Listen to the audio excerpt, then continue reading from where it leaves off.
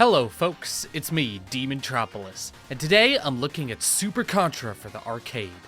Serving as the direct sequel to Contra's arcade version, it was developed by Konami and released in 1988. There was a bigger budget and bigger team to work on this one, but what's interesting about the arcade games is that when they were designed, they had no idea how successful the series would become through the home ports. The same could be said about Super Contra, because while the pseudo 3D sections in the first Contra were very unique and innovative, Super Contra defaulted to a style that was oversaturated in the market for over 5 years. Frontline, Commando, Ikari Warriors, it was everywhere, and that might be the biggest historical factor into why Super Contra never took off in popularity like Contra did. The NES port of Contra released just 1 month after arcade Super Contra, so they couldn't have known what worked. Probably the most interesting bit about Super Contra is just how different it is from NES Super C. Compared to the first Contra's versions, which were paced differently but played all the same beats, there is a gigantic leap in content and quality between the two versions of Super Contra, which means the arcade version has the shorter end of the stick. I do like NES Super C more than NES Contra though, so will I feel the same way about the arcade counterparts? Only one way to find out. So grab your macho guns, keep your eyes peeled, and let's see if the arcade version still has what it takes to be Super Contra. Controls are pretty much the same as in the previous game, but there's one significant change that completely baffles me. Your jump is actually lower by default, and this is because the game aims for a more customizable mechanic and wants you to hold up in order to get the full height. But it's such an awkward mechanism. Granted, I'm barely jumping as I play, but when it comes to vaulting over enemies or even reaching these upper platforms in Area 4, you have to remember to hold up. You also can't jump over a gun anymore and have to wait for it to go away if you don't want it, and that just sucks. They also thought it was a genius idea to make all power-ups use their gun designs instead of the more immediately noticeable letters. If you want to know which gun is which, you have to learn their designs, which is less intuitive overall. This also means there is no barrier or rapid power-up in this game, unfortunately. Speaking of the weapons, there's a new mechanic where they can get upgraded if picked up twice in a row, for greater destructive power. The results are definitely noticeable, and something that allows certain enemies and bosses to be beefier, as now you're expected to seek out these double upgrades and use them to their fullest. Double Machine is my favorite, but I'll talk about it in a bit. F for Fire has a pretty nice rework, big glow up compared to that stupid corkscrew. Instead of fireballs like what NES Super C did, here you shoot explosive grenades that come with splash damage. Although you can't charge it up, Fire's strength packs a big punch even without the upgrade, but the upgrade itself is really cool though, as the explosion doubles in size, allowing it to cover more area and do more damage. As great as it sounds though, the whole concept of upgrading weapons means their initial strength is actually much worse than it usually would be if you picked up the weapon normally in any other game, with Fire being the only exception to this. For example, S for Spread now only shoots 3 at a time, which means it's not very impactful until it gets that upgrade, restoring it back to its glory of 5 shots on screen. But until you get that upgrade, you're stuck with a nerfed output. L for Laser completely sucks now, and it really bothers me because Laser was so fun to use in the previous game. But in here, the hitbox is really skinny, and the initial laser is very short in length, a bad combo when enemies are filling the screen everywhere. I hardly find opportunities to get the upgrade for Laser because it's somehow more rare than the other weapon pickups, so I don't bother. This leaves M for Machine to be solely incentivized as the only weapon you should be using at all times. Once upgraded, it has a ridiculous rate of fire with all those rockets pouring out of your gun, and it deals ludicrously high damage, the best DPS in the game. The arcade angling also allows it to essentially cover Spread's role and outclass it. Plus, the auto-fire benefit is the only way I can repeatedly play this game without having to press the shoot button constantly every time I see a running dude and losing my sanity. The way stages are designed heavily favor auto-fire over trying to time your shots, and it also has the longest range in the overhead stages. during the attract mode an actual opening plays, and it's unique to the arcade version. The cinematics are iconic too, with the giant red text, "The quest for freedom continues." The voice lines are also some of Contra's most popular quotes too, especially when paired with this shot of our heroes letting loose. Great way to hype up the adventure. Whereas the first game's techno soundtrack took a bit for me to get used to, Super Contra is in a league of its own. This OST is masterclass work, with powerful guitars and strong orchestral hits. Area 1 is pure badassery at work with how intense that bass is.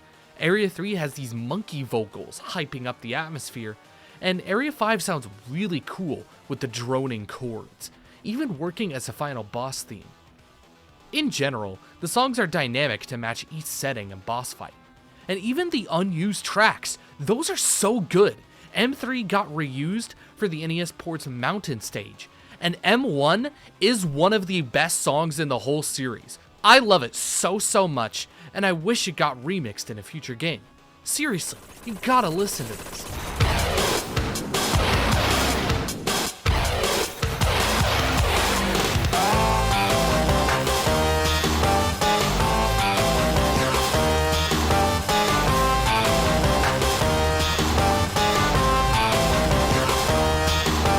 The presentation and graphics are way better too, enforcing the cinematic feel.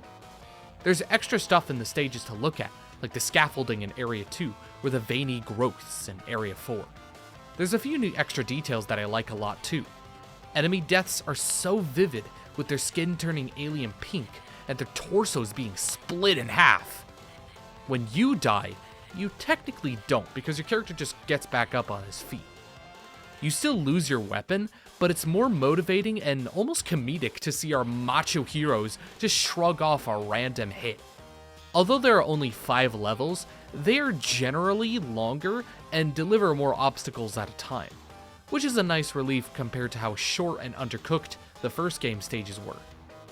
All of Super Contra's stages take just 2 minutes or less to beat, but it does feel worthwhile and satisfactory getting through, let alone surviving without getting killed. There are also more set pieces and mid-bosses to keep the levels fresh throughout.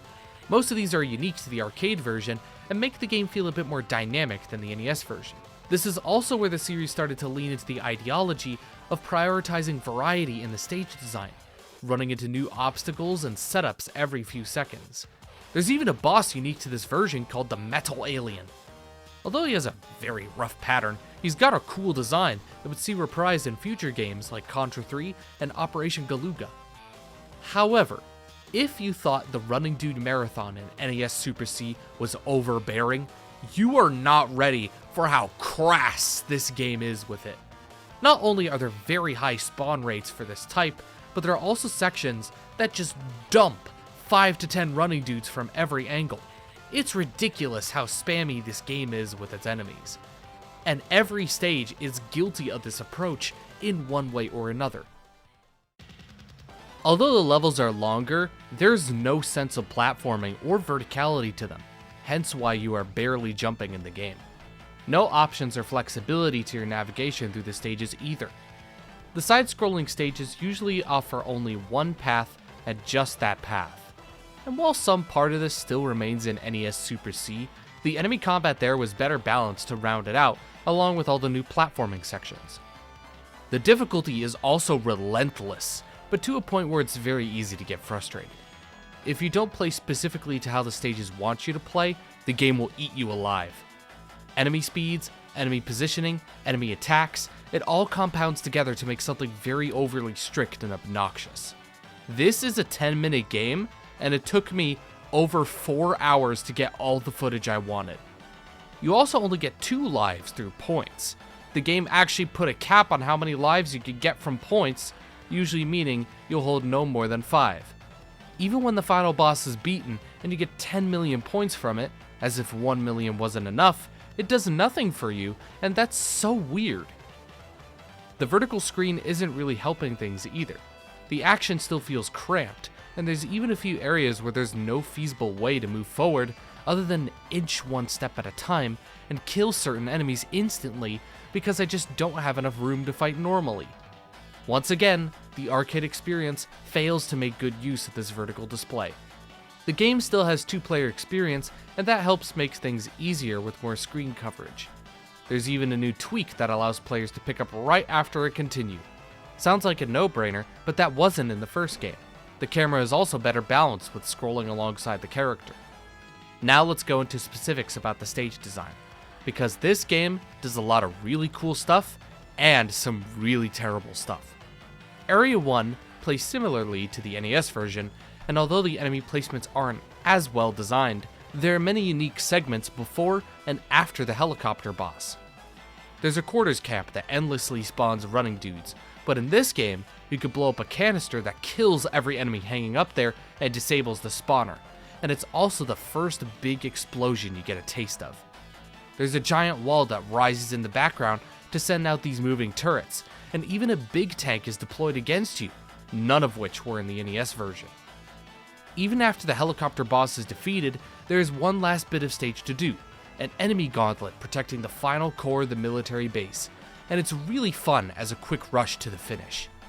However, Area 1 can be very frustrating, from minute differences in enemy attacks and mid-boss patterns.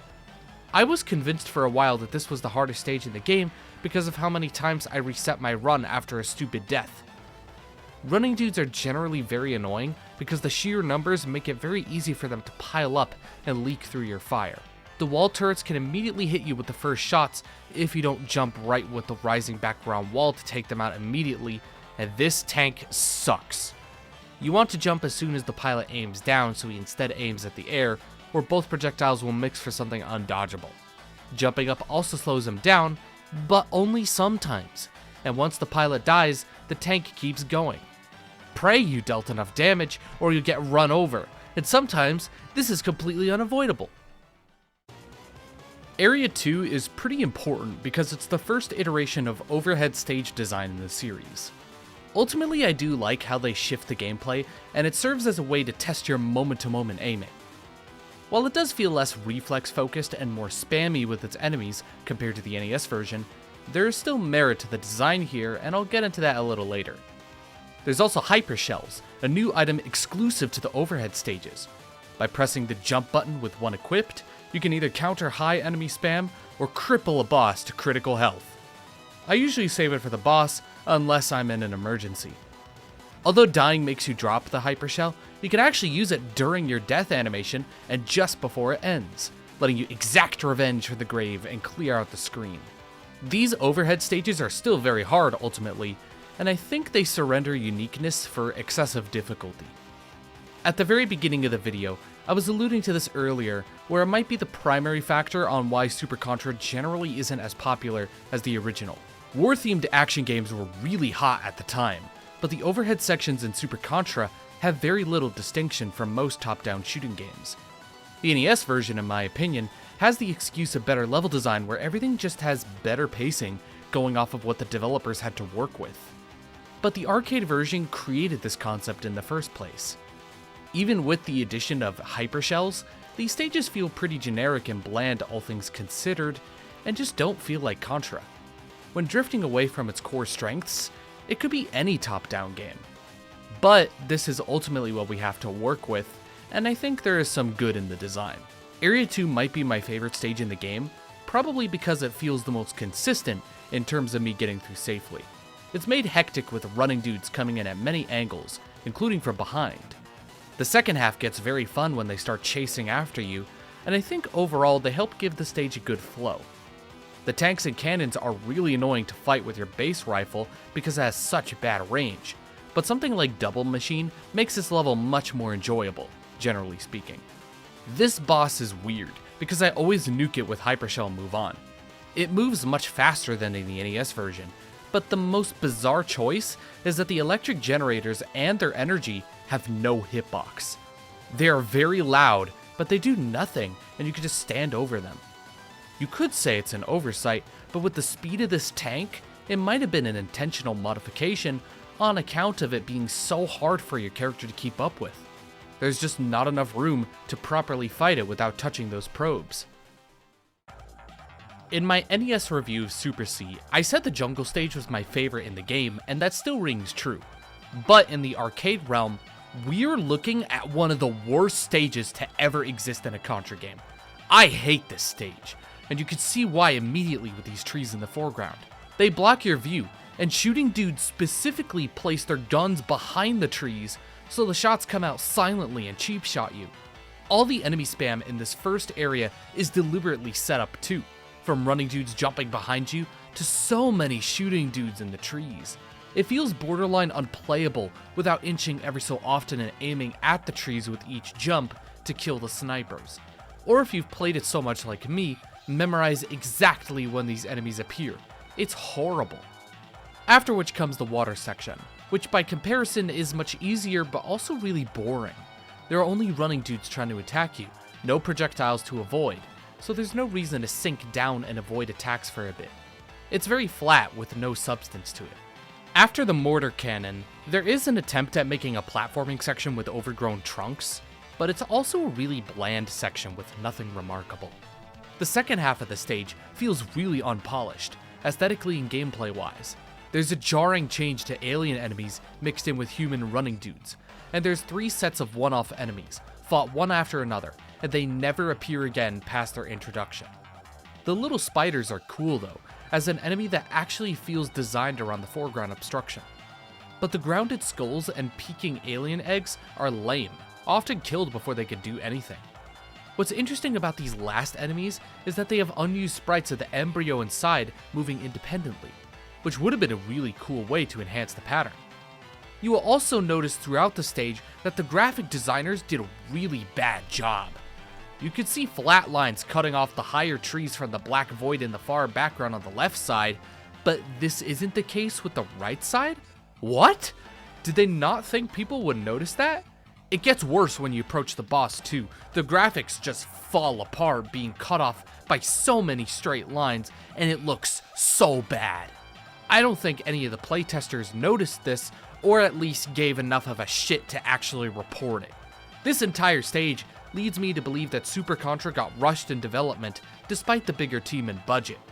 In addition to all the unused music, there's an abrupt change to alien theming with one-off alien enemies, the graphics ruin the immersion, and the boss is just there in the middle of the jungle. The Area 3 boss not only looks really bad with more grid-like cutoffs at the very top, but it is atrocious to properly fight this thing without getting hurt. This hatch spits out maggots every now and then to crawl the floor, but also releases them with each hit it takes, and their trajectories are random. It's so frustrating and counterintuitive with Contra design. Like, I want to get this hatch out of the way, but I have to take my time and put up with the random maggot arcs. When the hatch is destroyed, the boss starts attacking with these really fast red spikes. They have an order to when the side ones curve left and right, but they're so tanky and quick to curve, it's easy to forget where they arc. I also don't like how the screen bobs up and down for no reason. It's very distracting. That and the score points covering the boss's weak point ruin the entire aesthetic of this design. Area 4 is admittedly one of the better stages despite having very repetitive layouts, but I do not like the enemy design being so nasty. The entire stage features these alien running dudes that are not only faster than the human running dudes, but they are tankier with 3 HP. When you come across areas with 2 platforms above the ground, these aliens are placed on each elevation and rush you all at once, but when exactly they attack is completely random and cheap, and they can even pile up together to tank more hits.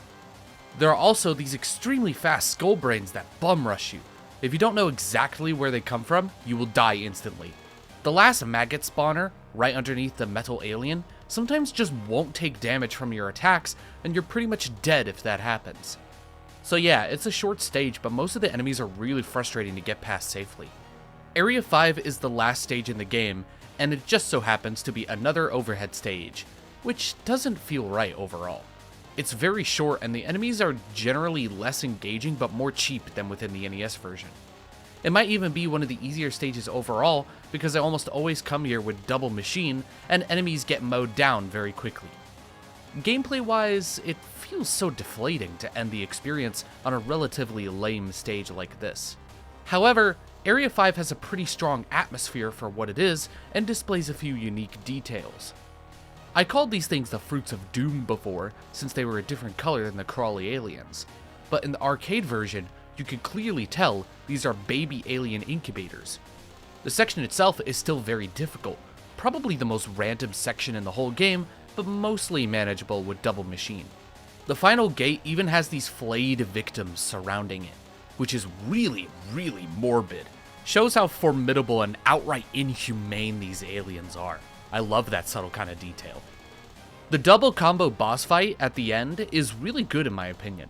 The suspicious face is way more aggressive and attacking.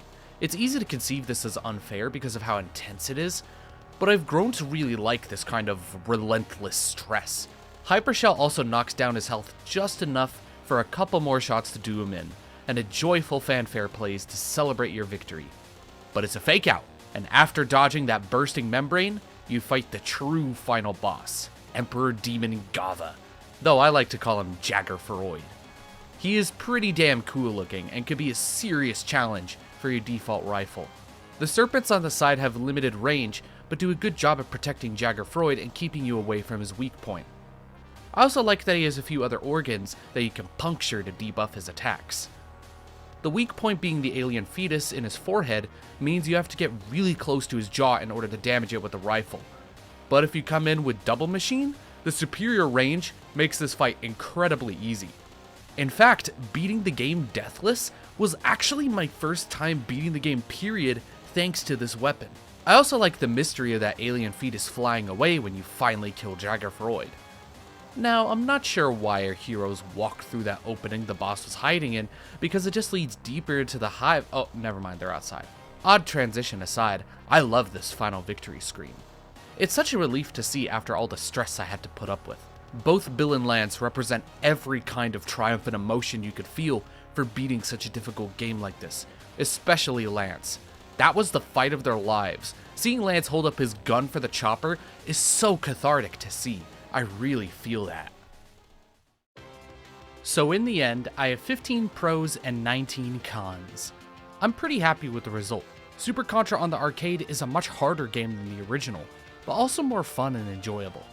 The presentation, the music, the sound design, it's all better overall with how much more Contra-esque it feels. There isn't so much jank as there is the horrible difficulty you have to put up with. You can learn this game as much as you want, but you will always be dying to random stuff out of your control. And that's often what happens to me.